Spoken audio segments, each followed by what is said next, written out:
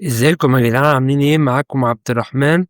النهارده جاي اكلمكم في موضوع مهم لكل واحد معاه كوتشينه، وهو ازاي تحافظ على الكوتشينه بتاعتك وما تتهلكش بسرعه، ما يبقاش شكلها وحش او تلزق في بعض. هنعدي الانترو ونخش على الموضوع.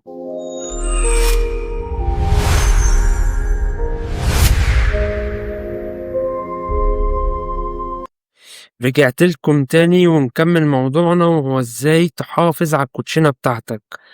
اول حاجه عشان تحافظ على الكوتشينه بتاعتك لازم تخزنها صح، يعني تحطها في العلبة بتاعتها بعد ما تخلص لعب، وتحطها في مكان جاف وبعيد عن الشمس، وياريت تكون في درجة حرارة ثابتة عشان الحر والرطوبة بيبوظوا الورق بسرعة.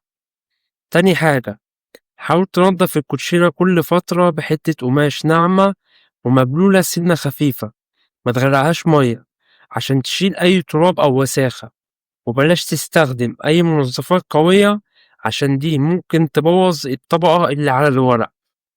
كمان حاول ما تستخدمش الكوتشينة في أماكن فيها تراب أو رطوبة، وحاول دايما تكون إيدك نضيفة وأنت بتلعب بالكوتشينة، عشان العرق والزيوت اللي في الإيد بتخلي الورق يلزق في بعض.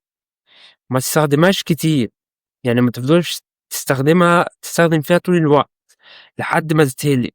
حاول تستخدمها بحذر وبالراحة، ولو لاحظت إن في كارت بدأ يتقطع أو يتني حاول تبدله أو تغيره قبل ما المشكلة تكبر. وبكده نكون وصلنا لنهاية كلامنا. لو عجبك الفيديو ما تنساش تشترك في القناة وتعمل لايك وشير، واشوفكم في فيديوهات جاية. سلام.